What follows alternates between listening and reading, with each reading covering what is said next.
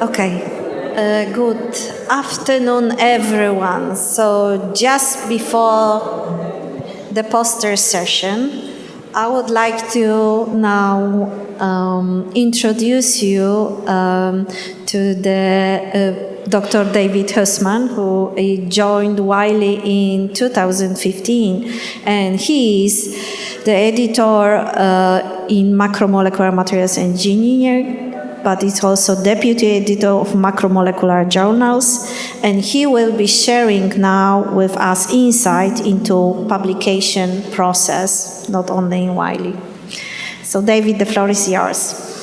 Thank you, Ula, and thanks for the kind introduction, and thanks to you and your team for organizing this awesome conference. I really had a lot of fun here, or still do. So I want to take the next few minutes to give you a bit of an overview over the publishing process, because it's still considered by many people to be kind of a black box. So a manuscript goes in and either a publication or a rejection comes out, and I want to give you a bit of a perspective how I or my colleagues as editors look at papers, and I hope that you can take away a little bit for the next preparation of your next manuscript. So as Ula said, I've been with Wiley now for 9 years. I'm a polymer chemist by training, and I'm working as the editor-in-chief of Macromolecular Materials and Engineering, an open access journal, and I'm also the deputy editor for Advanced Materials. And internally, I'm also responsible for the development and strategic planning in our polymer portfolio.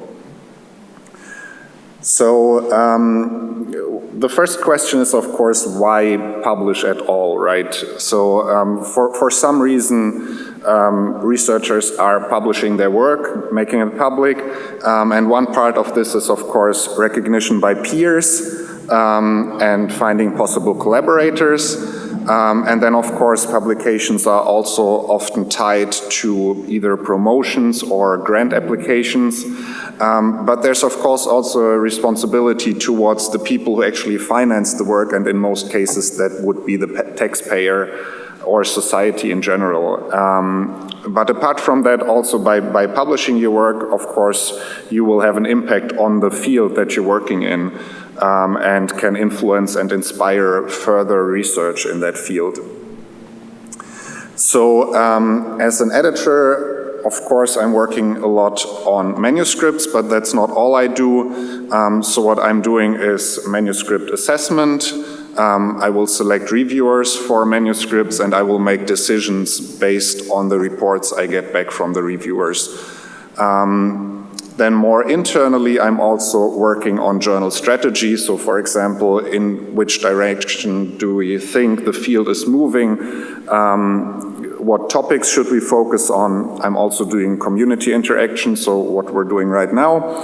And we also try to promote articles that are in our journals. And one important point, probably not the most pleasant one, is publishing ethics. And I'll have a little bit about this towards the end of the talk. So once you've submitted your paper to a journal, there's usually an initial screening which is done by editors. These could be either in-house editors or professors working in the field. And depending on this initial assessment and depending on which journal you're submitting to, about 50 to 80% of the papers that come in don't make it to the next step. So either these will be rejected, or we try as much as possible to offer an alternative to one of our sister journals. And if we assume the manuscript gets sent out for review, there will then be an editorial decision based on the reports. So I want to give you a short disclaimer here. there's no really magic formula that you can use. Every paper is different, and also the disciplines work, of course, very differently. So it's not going to be like I'm giving you 5 points to check, and then every single one of your papers will be immediately accepted. It's unfortunately not like this. But what I can tell you is a little bit more about what creates the first impression of a paper, for example. So things that are very obvious to an editor when looking at your paper are, of course, title and abstract. There's also the cover letter. The figures are very important, and of course the references. And these are all things you would supply to the journal by submitting your manuscript. But around this, there's also other questions that I think about when looking at the manuscript. So, for example, what article type is this? Would this fit in the journal? What is the novelty of the work, and what are the implications for the field? Is the work more fundamental or more application-focused? And does this align with the scope and the readership of the journal? And of course, as I said, there's always questions about ethics and plagiarism in that too. So what I want to do is go through these 5 points that make up like the basic construct of the paper and look at them in a little bit more detail. So thinking about the title, this is basically the first thing I will see from your paper even before opening the PDF. This already shows up in the system, right? So the main question here is what did you do and what did you find out? And I have an example here on the left side. It's by no means a bad title. I've seen way worse. It already explains a lot. So we have study of the effect of water salinity on frog size.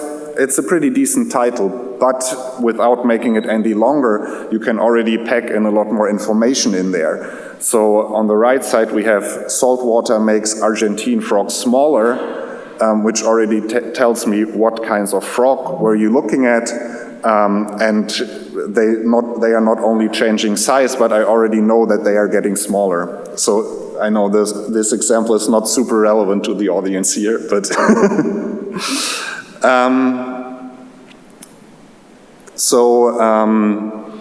the next thing that will show up when I open the PDF is your cover letter, and this is really your chance to communicate to the editor directly.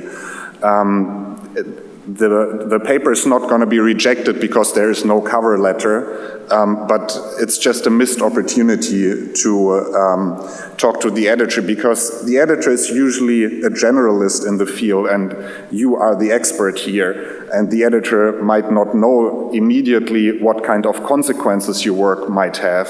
So what you can do here is tell the editor why this work is important, what's the significance of the findings, and how do these findings advance the field as a whole. You can also talk about your key results and maybe add a sentence why you think this work fits into this journal specifically. What you shouldn't do, and what I see a lot, is just paste your abstract. I know it's tempting, but I'm going to read the abstract anyway afterwards, so you could use this space better. And of course you don't want to oversell your findings. It's okay to be enthusiastic about them, but you should also be a bit realistic of what that means for society as a whole, for example. So the next thing will be the abstract, and of course the structure of the abstract is fairly similar to the letter to the editor, but here you're addressing the reader and not the editor, so you can already assume that they probably have more expertise in the field. So again, what you want to talk about is the reason and the importance of your research. You can introduce procedures you used in a simple way and describe experiments, and also give a brief overview about results. And what a lot of people are not thinking about is that you should definitely include the most important keywords in that, because the way your research is going to be found mostly is through search engines. So that means if your keywords are not showing up in your abstracts, it's probably not going to be found by the people who are looking for these specific keywords. And one thing you can also think about, yes, the abstract is the thing that gets read first, but it's usually written last. So when you're writing the abstract, you've already spent hours and weeks and months on these research results. And it's always a good idea to give this to someone who is not so deep in the research to look if this makes even sense to someone who doesn't know all the data. So when you're writing the article, what is always a good idea is to read a lot. So while reading other articles, you will realize what you think is very helpful in terms of descriptions, for example, and you will already realize what you don't like about a certain writing style, and you can incorporate this in your own writing. If you've already chosen a specific journal, you can have a look at the author guidelines there to help you structure your article. And science communication is really a skill. Like the data will not talk for itself. Again, at this point, you have spent a lot of time with your data and you understand it in depth, but the reader has not spent weeks on that data before, so you might want to help them and explain the data. Proofreading is of course important, and again it makes sense to have the paper read by someone who was not involved in the research, just to make sure that everything is clear to someone who is not that deep into the research. And it's of course also always a good idea to share as much data as possible, and you can use, for example, supporting information for that if not everything fits into the main manuscript, because that will increase the confidence in the results, and researchers who want to look into that can then go, for example, into the supporting information. What is also very important is figures. So these are used to summarize your results, and they should be designed for clarity, simplicity, and impact. Of course, quality is important, and if you reproduce images, you have to secure the copyright for these images first. And I've taken two examples from people also here at the conference, and if you've been to Ula's talk, you already saw this image. I found this one quite nice. So this is basically an introduction to the research. Without reading even a single word, you can already understand what the whole paper is about, right? So you can see on the left side already the electrospinning. Then these yarns are formed and they are set up in this harp structure and used for fog collection. And I don't know if you can see it down here. You have this nice barrel that is collecting the water, and the barrel is overflowing. So this already gives an impression it's collecting a lot of water apparently. But it's not only doing this, it's also generating electricity. And what I really like about this picture, it's not just a cartoon, there's also actual SEM images from the paper in there, so you already have an idea of what the structure of the yarn looks like. So basically, you're telling a lot of the story already before someone has actually read the paper, and that makes it so much easier to then read the paper and understand every single step. A second example from Bin Ding's lab here, that they recently published. Again, they are working a lot with colors here, for example. So they have this fabric that in a hot environment is cooling you down and in a cool environment is heating you up. So they are working with orange here and blue just to symbolize the different temperatures. And you can see how this fabric works in a bit more detail here on the side. Like there you get a bit more information what this fabric is actually made of and how it produces its effect. So going to references, these are of course also important because they will put your work into context. So this is your chance to compare your work to standard systems and to what has been reported recently. It will also give you a good idea of what community you're actually writing for. So looking into the references, you might see that you're citing a lot of biomaterials papers, and that will mean that you are probably with your work targeting a biomaterials community. And what is also always helpful for editors and reviewers is tables or figures that compare specific values in the manuscript with what is out there. That just makes it very easy to make your point why your research is special and better than what is already out there. And when using references, you also want to be precise. So sentences that we often see is the use of X in combination with Y has rarely been reported, and then there's no reference. So has it been reported? And if it has been reported before, I want to know where it's published so I can actually take a look at the paper.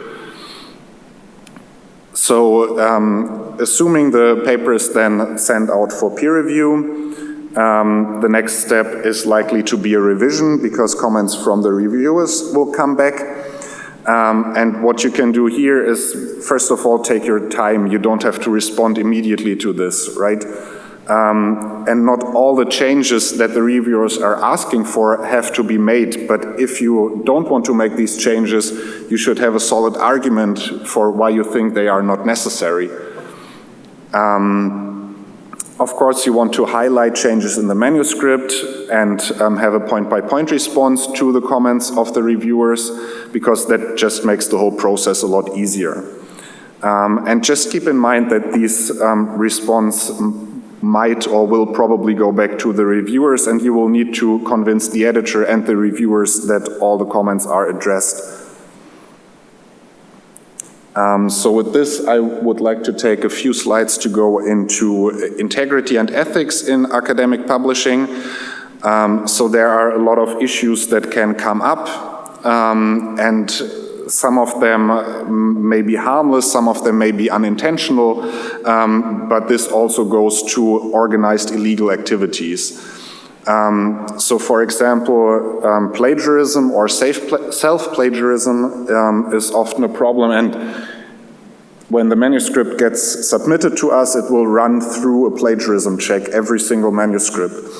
And what this plagiarism check does is just comparing the text to what is already out there. So it might look like this.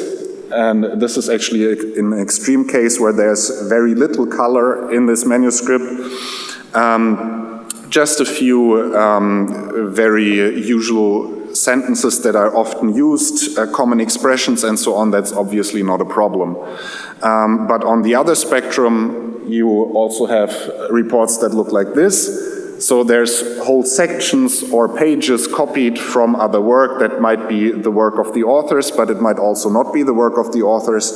And then sometimes the original work is not even cited, so that is highly problematic, of course. There are other cases. There might be duplicate submissions to the same, or to different journals at the same time. What comes up once in a while are authorship disputes, so discussions about who should be on the paper and who shouldn't. Conflicts of interest are important to declare in the paper. They don't prevent us from publishing the paper. It's just for transparency reasons, that everyone knows that you might have a patent on this or have launched a startup. So yeah, that it's transparent to everyone what is happening there.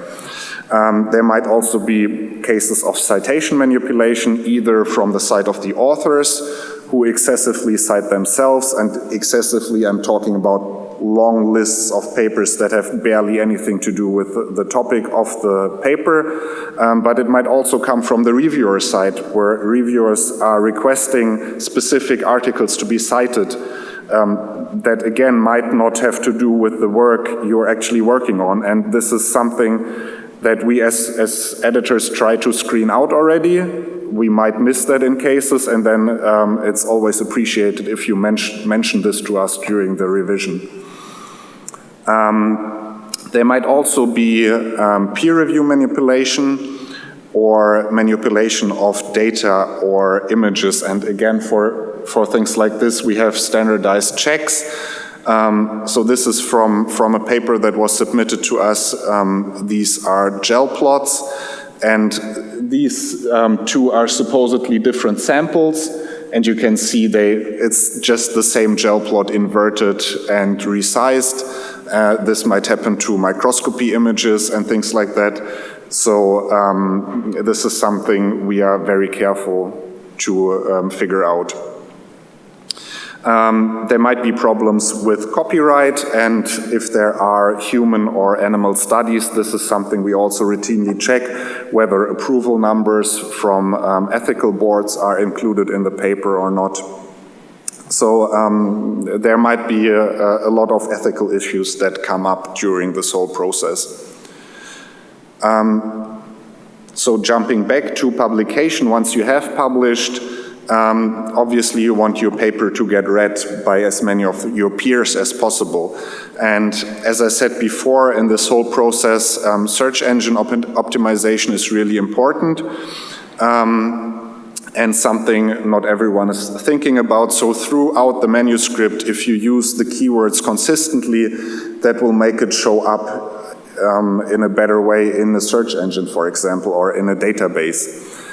If you're active on social media, for example, on X, you can also tweet at our accounts. So we have at Wiley STEM and at Advanced Science News. And we can help you amplify your research there. If you're active on LinkedIn and you're posting about your research, you can just tag your editor, and again, we'll be happy to reshare that work. If you're active on Chinese social media, we also have accounts there. And if you think your research is of high public interest, it's always a good idea to prepare a press release, and the university can usually help you with this. And this will then get a lot more attention from journalists, because they will look at these press releases and then, based on these, write their articles. The altmetric score is something that is measuring public attention, so it collects, it's similar to citations just from public sources, so whether your research is mentioned in a news article, on blogs, on social media, in patents, or in policy papers, or in Wikipedia articles. And a good way to have more public recognition of your work is also publishing open access, because that means everyone will have access to it. For example, journalists writing about this. Which brings me to my last point. So open access will increase the visibility of your article. It's also then easier to comply with funder mandates, who in many places are asking for open access articles specifically. You will retain the copyright to your work in this case, and what we know from internal research into our papers, usually open access articles are read on average 3.4 times more. They are getting cited 1.4 times more, and they have a much higher altmetric score. So there is some higher visibility in the scientific community, but there's certainly a lot of more visibility publicly of these articles. And I know that payment for open access articles can be very painful. So what we're trying to do is negotiate as many country level agreements as possible between the publishers and institutes in a certain country that will then cover these open access fees in one centralized way. And we currently have 102 of these agreements in place, which are covering right now over 80,000 articles worldwide. And if you want to find out whether you are covered, you can go to this website, put in a bit of information about your institute, and then it will immediately tell you whether you are covered or not. And with this, I'm at the end of my talk. I hope your publishing experience is not as bad as the one of this poor guy, but I would like to thank you for your attention.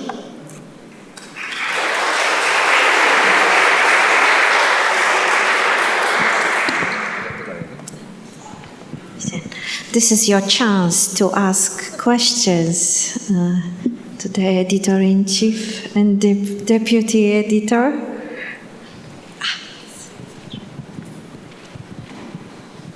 Thank you, sir, for such nice presentation. My question is this, for most of the time, our manuscript is rejected because the lack of novelty. Can you please highlight regarding this matter? Yeah, I mean, that is, of course, a very difficult topic, because what is novelty exactly, right?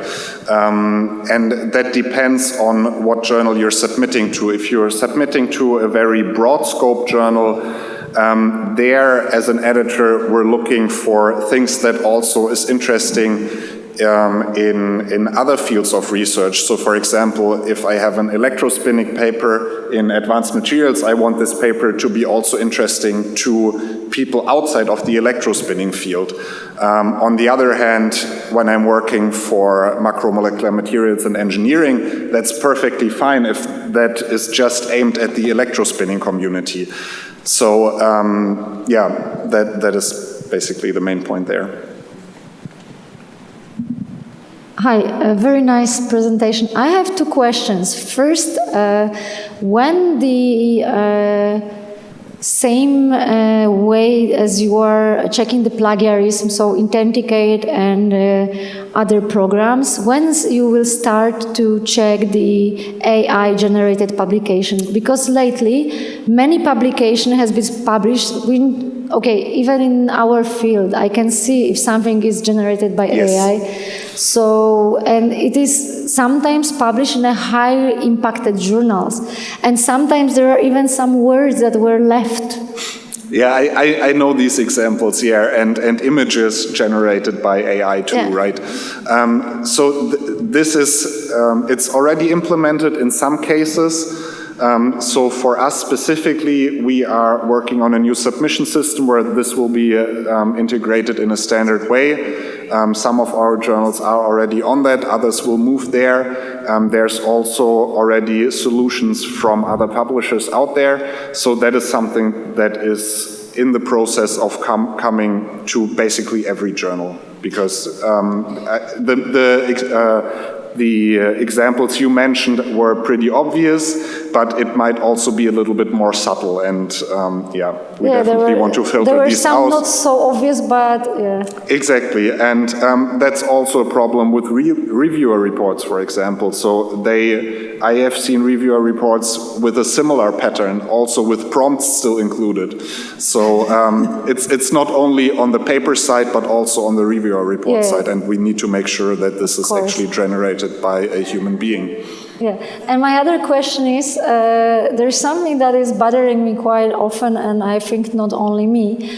So sometimes the reviewers, the journals use the plagiarism checker programs and keep telling us we need to change the part of the material and methods section, which in case of, for example, spectroscopy, when I say that something was done with FTIR in a wavelength of, like, I can write it in 3 different ways, but not more. And 2 or 3 times I already has like, your plagiarism is too high in the material and methods section, and then I go to this Authenticate report, and what is pink? FTIR testing. I'm absolutely on this with you, because it doesn't make sense if this is something you're using over and over again. The question then is more whether or how much information you want to include in the main manuscript. Maybe this is something you could move to the supporting information because it's already published. So in the main manuscript you can have 1 or 2 sentences saying that you measured it and you found out this, but the exact description of the instrument could also go into the supporting information. But yes, it shouldn't. I hope it was not rejected on that basis. But I had to think I completely agree with you. That doesn't make sense. Because some obviously we can do because these are new methods, but like this with FTIR, it's just something that I don't know how to write it exactly, different way. and you shouldn't have to. In this case, again, what I would do is explain it in a few sentences and put most of the information into the supporting Actually, information. it's like only 3-line, usually it's okay. 3-line explanation that includes Thermo Fisher Scientific, Nicolette spectrophotometer, and the wavelength that we are testing. And most of the papers, I guess most of you use the same wavelength. Yes. And it means that I can say like 80% of us has the same part about FTIR in every single document that they are writing, because you cannot write it differently. In this specific case, I would say that can absolutely stay in. Sometimes it's like a page or half a page of a synthetic process, and this I would shorten and then put in the supporting information. But a few sentences, that shouldn't be a problem.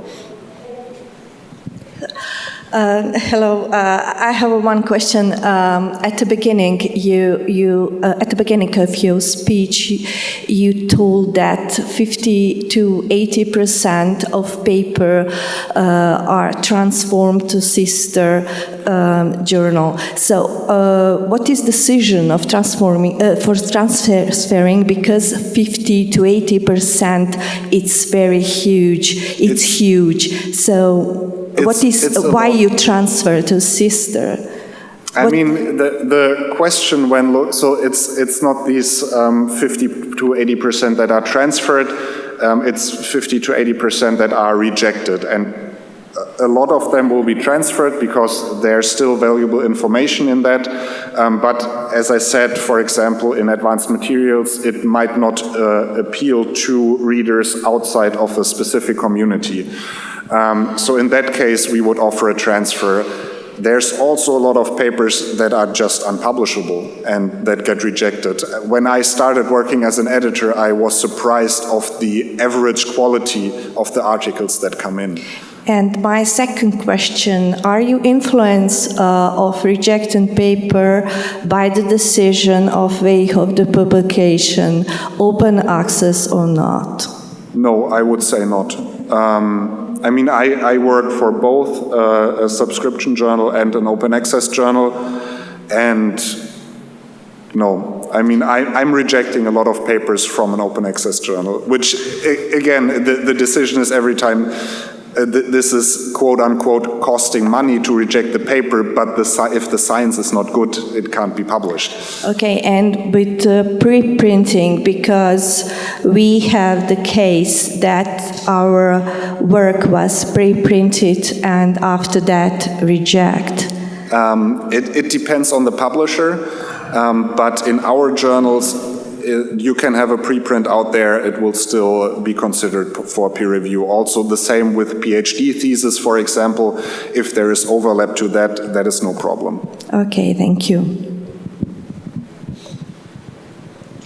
Any more questions? I cannot see any. So let's thank David for his time and valuable input.